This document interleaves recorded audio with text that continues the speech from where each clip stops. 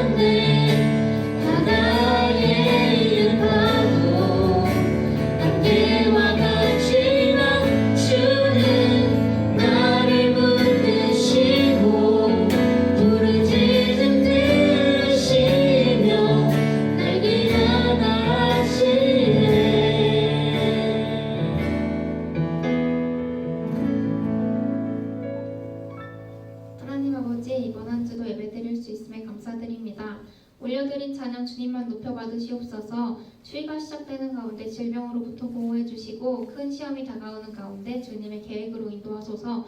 시작하는 한 주에도 늘 함께 해주세요. 우리 주 예수 그리스도의 이름으로 기도드립니다. 아멘. 함께 하나님의 말씀 보도록 하겠습니다. 오늘 우리에게 주시는 하나님의 말씀은 야고보서 4장 6절에서 7절 말씀이에요. 야고보서 4장 6절에서 7절 말씀. 제가 가지고 있는 성경책 신약성경 374페이지 있어요. 신약성경 374페이지 야고보서 4장 6절에서 7절 말씀 한번 읽어보도록 하겠습니다. 그러나 더욱 큰 은혜를 주시나니 그러므로 일러스되 하나님이 교만한 자를 물리치시고 겸손한 자에게 은혜를 주신다 하였느니라. 그런즉 너희는 하나님께 복종할지어다. 마귀를 대적하라. 그리하면 너희를 피하리라. 야고보서 4장 6절 7절 말씀. 아멘. 우리가 주위를 둘러보면 꼭 그런 친구들이 있어요. 잘난 척하는 사람들 혹은 자랑질하는 사람들 있죠. 보통 여러분 무엇을 자랑할까요? 2016년도에 중국에서 유행했던 것이 있었어요. 그것이 무엇이냐면 옥수수 챌린지라는 것이에요. 옥수수를 전동 드릴에 끼워서 옥수수를 먹는 것이에요. 자, 내 이빨이 강하다는 것을 증명하는 것이죠. 그때 이 여자가 굉장히 화제가 되었어요. 도전을 하다가 머리카락이 드릴에 끼었어요. 그리고 머리가 저렇게 빠져버렸어요. 이번에는 낚시를 잘한다라고 자랑질합니다. 아이고, 완전 창피하겠어요. 자, 누군가 물건을 고르고 있는데 뒤에서 사람이 왔어요. 무엇을 하나요? 소매치기예요. 와, 들키지도 않고 아주 잘 훔쳤어요. 그런데 이 장면이 찍히고 있다는 것을 알게 되었어요. 결국 지갑을 바닥에 내려놓았어요. 한 번만 용서달라고 하네요.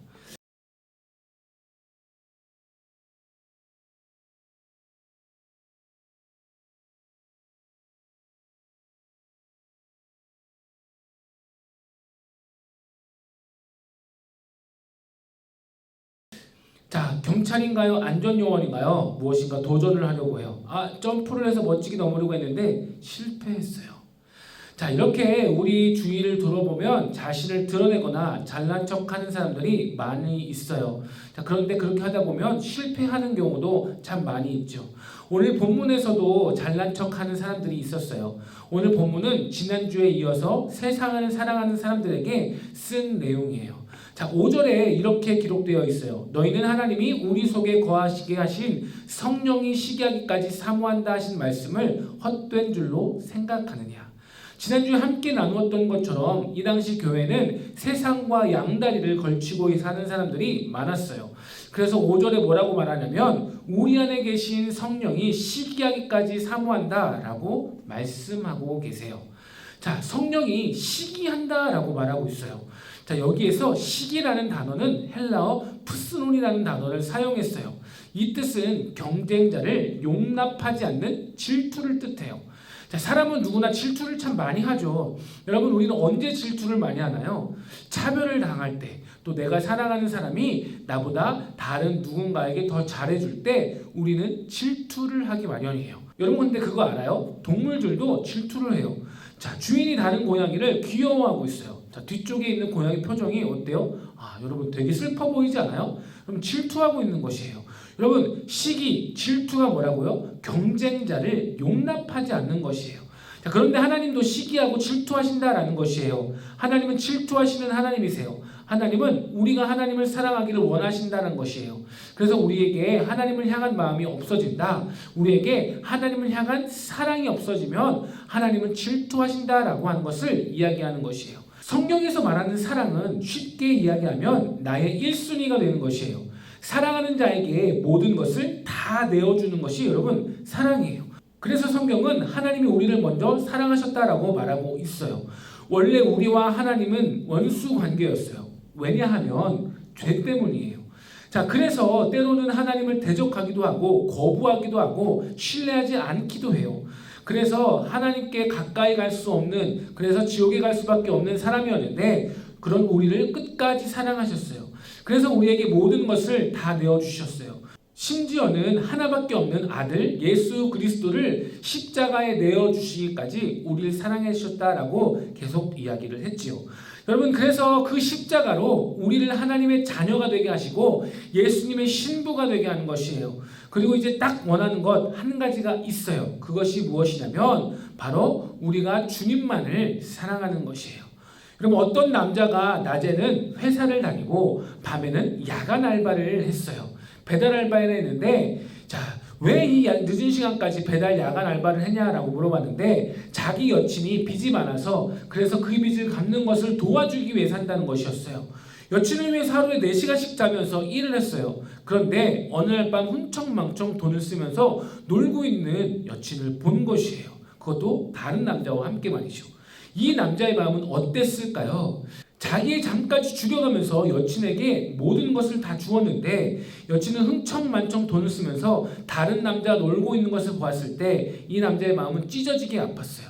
여러분, 그런데 예수님, 하물며 자기의 생명까지 내어주신 예수님의 마음이 우리가 다른 것을 봤을 때 그 예수님의 마음이 어땠을까요? 자, 그런데 여러분 6절 말씀 앞부분에 이렇게 말씀하고 계세요. 빨간 글자를 보면 그러나 더욱 큰 은혜를 주시나니. 여러분, 은혜를 주신다라고 말씀하세요. 여러분, 지난주 말씀 기억하시나요? 예수님과 우리와의 관계는 신랑과 신부의 관계다라고 했어요. 그런데 야고보서에서 나오는 교인들이 세상과 바람을 피웠다라고 했지요. 연인 사이에서도 바람을 피면 용서가 안 되는데 부부 사이에서 바람을 핀다? 여러분, 누가복음 15장에 보면 이런 내용이 있습니다. 두 아들이 있는데 어느 날 둘째가 아버지에게 이렇게 말했어요. 아버지, 재산 중에 나의 유산을 미리 땡겨주세요. 어차피 아버지 죽고 나면 저에게 주실 거잖아요. 여러분, 아들이 그렇게 말할 수도 있지라고 생각할지도 모르겠지만 당시에는 상상도 할 수 없는 말이에요. 왜냐하면 아버지에게 아버지의 유산을 달라라고 하는 것은 아버지, 저는 아버지가 빨리 죽었으면 좋겠어요 라고 하는 것과 같은 말이에요. 그리고 집을 나서서 띵까띵까 놀다가 그 많은 돈을 다 써버렸어요. 돈이 많았을 때 나에게 잘해주던 사람들도 다 떠나버렸어요. 여러분, 이제는 잠잘 곳도 없고 심지어 먹을 것도 없어서 돼지우리 안에 가서 돼지밥을 먹고 살았어요. 결국 도저히 이렇게 살지는 못하겠다 생각해서 아버지께 돌아가서 이제는 종으로라도 나를 삼아달라고 하면서 그냥 먹고 살 수 있기만 해달라고, 용서해달라고 그렇게 찾아간 것이죠. 자, 아버지가 죽든 말든 상관없이 유산을 땡겨받아서 다 탕진하고 돌아왔는데 무엇이 이쁘겠어요? 그런데 여러분, 아버지는 이 찾아온 아들에게 어떻게 했을까요? 저 멀리에서 아들이 돌아오는 것을 보고 달려나와서 아들을 안았어요. 그런데 여러분, 당시의 아버지는 절대 뛰지 않아요. 큰 소리로 아들아 하면서 뛰지 않아요. 무게를 잡고 중심을 잡아야 하는 것이 가장이었어요. 이게 당시의 문화였어요. 그런데 아버지는 체면을 다 버리고 나를 떠나서 걸었던 그 아들에게 달려가서 그 아들을 부르면서 그 아들에게 안았어요. 여러분, 그리고 이 아들을 위해서 성대한 축제를 벌였어요. 내 아들이 살아 돌아왔다. 이것을 본 첫째 아들. 그런데 여러분, 이 첫째 아들이 너무나 화가 났어요. 왜? 이해가 되지 않는 행동이니까요. 이거는 누가 봐도 이해할 수 없는 행동이었어요. 여러분, 근데 지금 성경에서 말하는 아버지가 누구를 가리키냐 하면은 바로 하나님이에요. 죄 때문에 하나님과 원수가 되고 하나님보다 세상에 더 마음을 주는 우리를 예수님은 그 핏값으로 구원해 주시고 우리를 살리셨어요. 그래서 뭐라고 하느냐?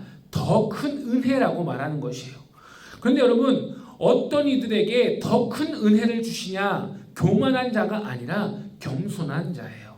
여러분, 그런데 좀 이상하지 않아요? 지난주 4절 말씀에서는 바람 이야기를 하다가 뜬금없이 교만과 겸손을 말하고 있어요. 교만과 겸손이 사랑과 무슨 상관이야 라고 생각할 수 있겠지만 당시 교회는 사람들이 교회 안에서 엄청나게 다투고 싸웠어요.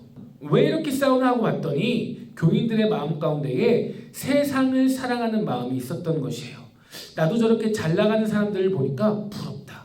돈이 최고지, 인기가 최고지, 권력이 최고지. 그래서 마음에 욕심이 생겨났어요. 내가 원하는 것을 가지기 위해서 싸우게 되는 것이에요. 기도는 하지만 하나님의 뜻에 신경 쓰지 않아요. 그래서 교회에서도 높은 자리에 앉고 싶어하고 다른 사람들 눈에 화려하게 보이고 싶어해요. 그리고 하나님께 마치 이렇게 이야기하는 것 같아요. Don't touch me. 하나님 저 만들지 마세요. 제 마음대로 살 거예요. 나는 하나님 없이도 잘 살 수 있어요. 그래서 성경은 뭐라고 말하냐? 교만한 마음. 여러분, 그런데 중요한 것은 이 교만한 마음 그 배후에 누가 있느냐? 7절에 아주 잘 기록하고 있어요. 마귀. 여러분, 마귀, 귀신이 있을까요? 없을까요? 있어요. 여러분, 한 학생이 밤늦게 집을 가는데 귀신을 만났어요. 너무 무서워서 어떻게 해야 할까 고민하다가 예전에 들었던 설교 내용이 생각났어요. 귀신은 찬양을 싫어한다는 내용이었어요. 그래서 찬양을 부르려고 하는데 너무 무서운 나머지 찬양이 생각이 안 나는 거예요. 한참 고민하다가 문득 찬양이 하나 생각났어요. 그래서 귀신을 향해서 손을 이렇게 딱 뻗고 불렀어요. 당신은 사랑받기 위해 태어난 사람. 여러분, 우스개 이야기지만 여러분 역대상에 보면 이러한 일이 있었어요. 사탄이 일어나 이스라엘을 대적하고 다윗을 충동하여 이스라엘을 계수하게 하니라. 다윗이 왕이 되고 나서 인구조사를 했어요. 그런데 이 일로 인해서 하나님이 화가 나셨어요. 퀴즈, 왜 하나님이 화가 나셨을까요? 당시 인구조사가 무엇이냐면 군대에 갈 수 있는 남자의 수를 세는 것이에요. 그래서 다윗이 자기가 가진 힘이 얼마나 센지를 보려고 했던 것이에요. 여러분, 다윗은 어떤 사람이었어요? 단 한 번의 기적도 경험해보지 못한 사람이라고 소개했던 것 여러분 기억해요? 그런데 다윗은 하나님만이 나의 힘이다라고 여겼던 사람이었어요. 다윗이 골리앗과 싸울 때 물맷돌 하나만 가지고 와서 골리앗에게 나는 네가 모욕하는 만군의 여호와의 이름으로 싸운다라고 고백하며 이겼어요. 그렇게 어려운 상황 가운데에서도 하나님만을 의지하던 그런 다윗이 나라가 부자가 되고 강해지면서 하나님을 의지하지 않고 자기 군대를 의지하는 것이에요. 자기의 힘을 드러내는 것이죠. 그것이 인구조사로 나타나는 것이에요. 나 이렇게 힘을 가진 왕이야. 자기 자랑을 하는 것이죠. 교만한 것이에요. 여러분, 그런데 그 뒤에 누가 있느냐? 바로 사탄이 있었어요. 여러분, 사탄이 우리를 무너뜨리는 방법은 아주 간단해요. 예수님을 보지 않고 다른 것을 보게 만들어요. 그리고 그것을 의지하게 만들어요. 여러분, 목사가 되기 위해서 꼭 가야 하는 곳이 있어요. 바로 신학대학원이에요. 신학대학원에 가면 예배가 정말 많아요. 어느 날 예배를 드리는데 한 전도사님이 스마트폰 게임을 하고 있었어요. 그래서 제가 예배 드려야지라고 얘기했는데 그 전도사님이 이렇게 말하더라고요. 야, 이건 예배가 아니야. 그래서 제가 야, 이게 예배인지 아닌지 그 판단을 네가 해? 그것을 받으시는 하나님이 하시는 것이지 네가 뭔데 그것을 판단해? 라고 이야기하고 싶었지만 하지 못했어요. 여러분, 그런데 문득 이런 생각이 들었어요. 아, 이건 예배가 아니야 라고 말하는 그 전도사님이 자기 교회에 가서 말씀을 전하면서 이럴 거 아니에요. 우리 같이 마음을 다해서 예배합시다. 하나님이 이곳에 함께 계십니다. 여러분, 교만 아니에요. 예배를 드리는 사람이 아니라 예배를 받으시는 하나님이 판단하시는 건데, 근데 여러분, 과연 이것이 그분들만의 이야기일까요? 아니요. 우리들의 이야기이기도 해요.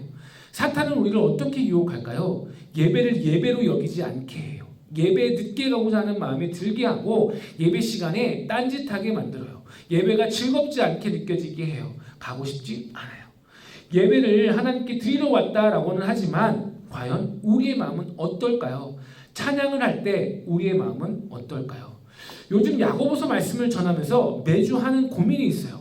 여러분, 야고보서는 교회의 잘못을 지적하는 편지이기 때문에 축복하고 힘을 주고 응원하는 메시지보다 쓴소리를 더 많이 하게 돼요. 그래서 그냥 다음 주에는 다른 말씀을 전할까라는 생각이 들기도 해요. 근데 여러분, 야고보 시대에도 그렇고 오늘날 우리가 그렇고 심각한 문제가 있어요. 하나님의 말씀을 들으면 어떻게 해야 할까? 말씀대로 해야 해요. 순종해야 해요. 그런데 말씀을 들어도 순종하지 않는다라고 하는 것이에요. 그래서 본문 7절에서는 이렇게 이야기하는 거예요. 그런즉 너희는 하나님께 복종할지어다. 마귀를 대적하라. 우리의 믿음이 진짜인지 가짜인지 확인할 수 있는 쉬운 방법이 하나 있어요. 그것이 무엇이냐면 바로 순종이에요. 여러분, 우리는 얼마든지 부분적으로 하나님을 사랑할 수 있고 부분적으로 순종할 수 있고 부분적으로 신뢰할 수 있어요. 오늘날 수많은 크리스찬들이 하나님을 사랑해요. 그런데 내가 원하는 만큼 하나님의 말씀에 순종하기도 해요. 그런데 내가 보기에 좋은 것만, 내가 보기에 부담되는 건 하지 않아요. 하나님을 의지하기는 해요. 그런데 다른 것과 같이 의지하죠. 우리가 이렇게 신앙생활을 하다 보니까 하나님과 친밀해지고 하나님을 사랑하고 하나님을 경험하는 그러한 놀라운 일들이 우리 가운데에 나타나지 않아요. 그래서 우리는 뭐라고 이야기하냐? 하나님은 계시지 않아. 하나님은 나를 사랑하시지 않아. 하나님은 나와는 상관없는 사람이야. 여러분, 이것은 순종이 아니에요. 성경은 내가 하고 싶은 것만을 하라고 하지 않아요. 순종을 넘어서 복종하라라고 해요. 여러분, 여기에서 복종은 무슨 뜻을 가지고 있냐면 나의 주님으로 인정한다라는 뜻이에요. 그래서 여러분, 이해가 되지 않아도 나에게 손해가 된다 하더라도 이것저것 생각하지 않고 하는 것이에요. 그래서 우리는 기도해야 해요. 어떻게 기도해야 할까요? 하나님, 만약에 이 상황에서 예수님이라면 어떻게 하셨을까요? 하나님, 무엇을 기뻐하시나요? 내게 지혜를 주세요. 이렇게 우리는 기도할 수 있어야 해요. 제가 고등학교 다닐 때 제 친구 중에 왕따가 한 명 있었어요. 그 친구를 위해서 기도하는데 그 왕따의 친구가 되어주라라는 마음이 드는 거예요. 그 친구를 도와주면 나도 왕따가 될 것 같은데 참 고민이 많이 됐어요.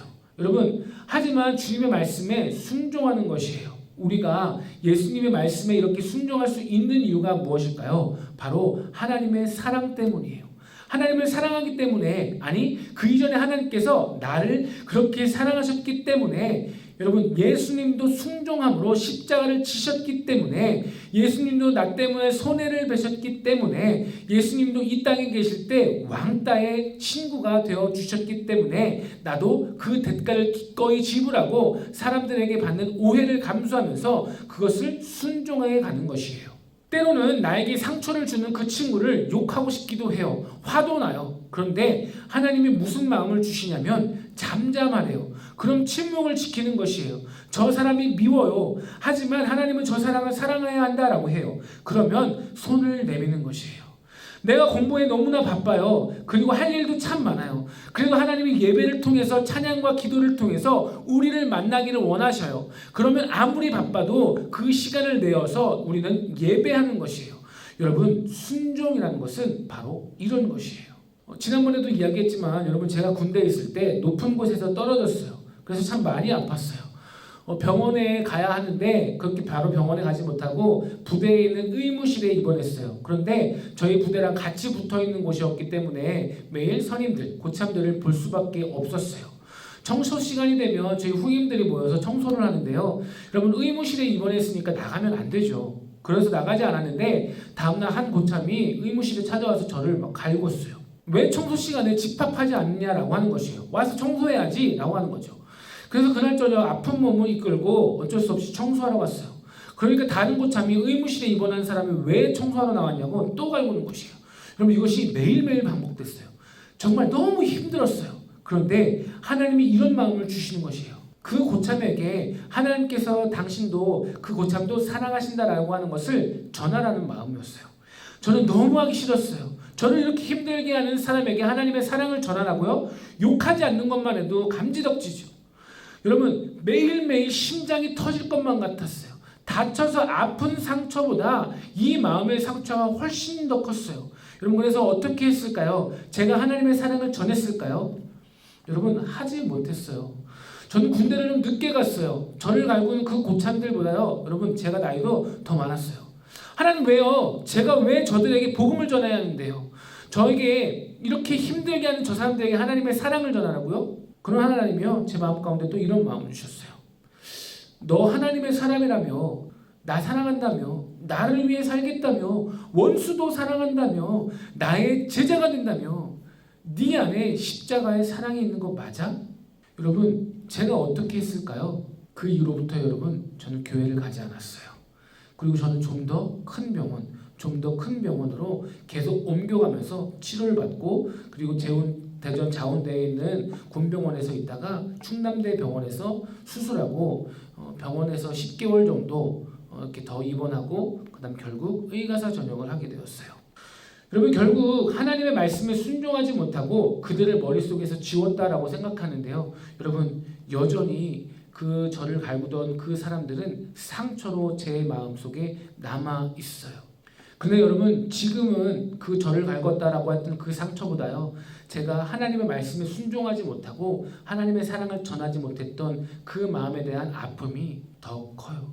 아까 우리가 말씀을 시작하면서 재밌게 봤던 그런 움짤도 봤지만, 여러분 많은 사람들은 이렇게 실패 속에서 살아가요. 저도 수많은 실패를 했어요. 모든 사람이 이렇게 실패를 하면서 살아가는 존재예요. 그런데 하나님께서 우리에게 이렇게 물어보세요. 나를 사랑하니? 여러분 어쩌면 지금 우리의 모습은 하나님을 사랑하는 것에 실패하는 것일 수 있어요. 복종, 순종은커녕 하나님의 말씀과는 전혀 상관없는 삶을 살아가고 있는지 몰라요. 그렇지만 여러분 지금까지 내가 하나님을 경험해보지 못한 인생에서 내 삶 속에서 이제 역사하시고 나에게 말씀하시는 그 음성을 듣는 삶을 살 수 있어요. 왜냐하면 제가 이제는 그러한 삶을 경험해봤고 지금도 경험하고 있기 때문이에요. 여러분 순종, 복종 정말 어려워 보이죠? 여러분 그런데 그렇게 어렵지 않아요. 여러분이 무엇인가 하려고 할 때 여러분 마음 가운데 어떠한 마음이 들었을 때 한번 이렇게 기도해 보세요. 하나님이 원하시는 것이 무엇인가요? 이것이 정말 하나님이 원하시는 일이신가요? 하나님, 정말 하나님의 기쁨이 되기를 원합니다. 예수님이 하나님께 순종했던 것처럼 저도 하나님의 말씀에 순종하는 사람이 되게 하여 주세요. 여러분 이것이 순종의 시작이고 순종의 끝이에요.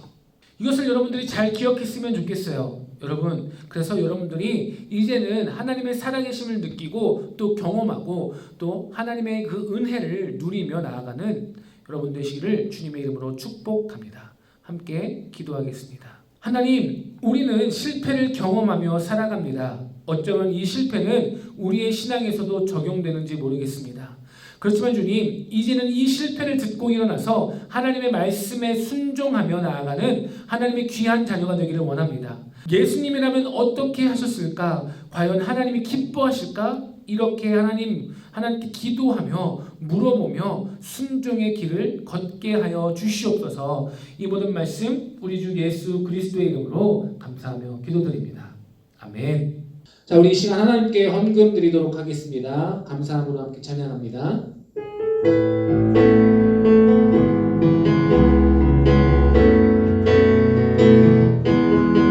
감사함으로 주를 높이며 은혜에 들어가서 찬송함으로 그 이름을 송축할지어다. 감사함으로 주를 높이며 그 은혜에 들어가서 찬송함으로 그 이름을 송축할지어다.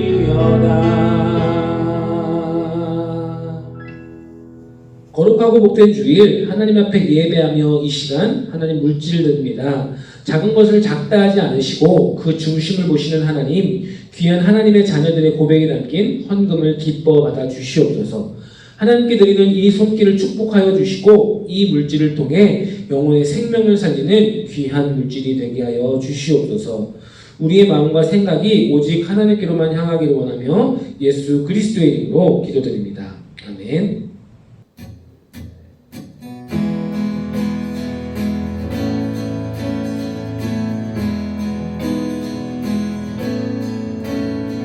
우리 걸어가는 이 길이 결국 처음 받는 길은 아니야.